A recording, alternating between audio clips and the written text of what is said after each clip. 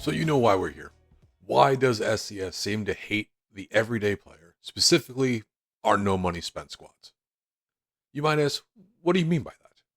So let's look at the pattern over the last few years. SDS has repeatedly made decisions to undermine the no money spent player's ability to earn stubs and ultimately compete for the best cards. Yes, they'll point out all the free content available at launch. And while it's true there are plenty of rewards to earn, the real issue is how those rewards are earned and how quickly their values collapse. The cards flood the market almost immediately, and the prices plummet before most players can benefit. Take going flawless, for example. What used to be worth anywhere from 100k to a million stubs, depending on the timing, where we were in the game cycle, and what the card was, has now been reduced to a 50,000 stub voucher. 50,000 stubs. That's half of what the lowest amount you could possibly earn before was off of a flawless card. Now there's not even a flawless card to be had, which is just less content they have to put out. It's a massive downgrade.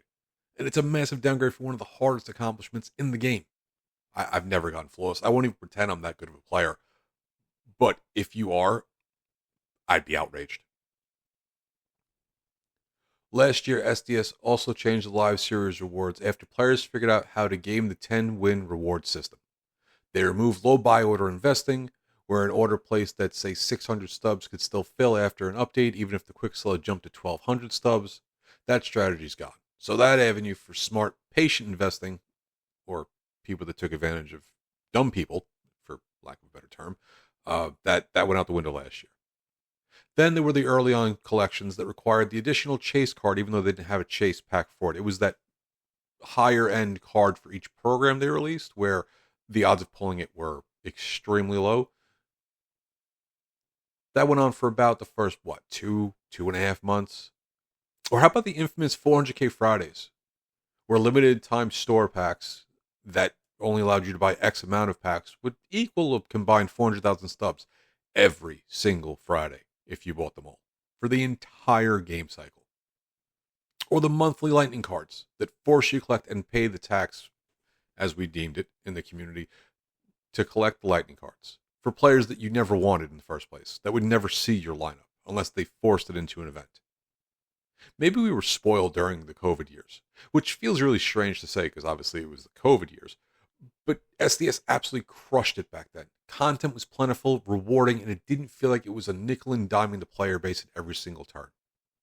It was the most fun I had playing this game, basically any game, in years, in terms of what you thought you could accomplish, and jumping on the sticks every day was something that was to be looked forward to.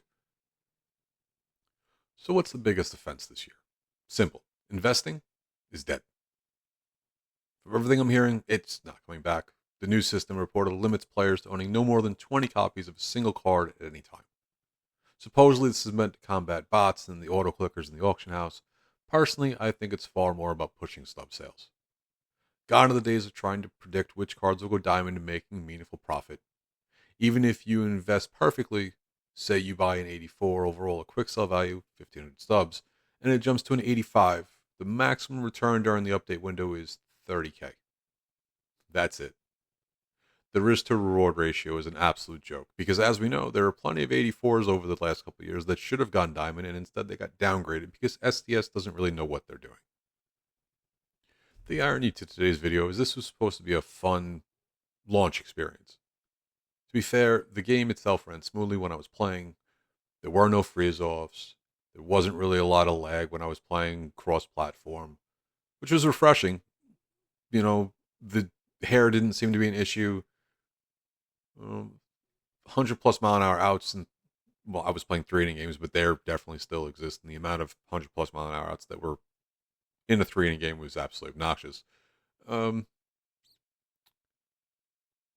Game itself doesn't feel bad, but the overall direction of the game in its entirety feels like it's going in the wrong direction if you are a no money spent player.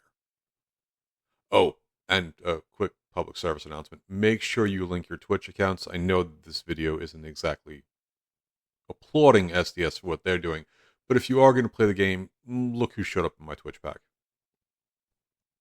Anyway, If you're a no money spent player, or if you're a I spend a very, very small amount of money player because you like to open packs on launch night and then you invest throughout the rest of the year, comment down below. Let me know how you feel.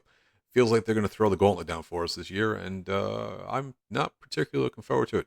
Seems like we're going back to the old ways of just flipping and flipping and flipping and flipping and flipping, and then we'll figure out after that. For now, here's to hoping they roll it back.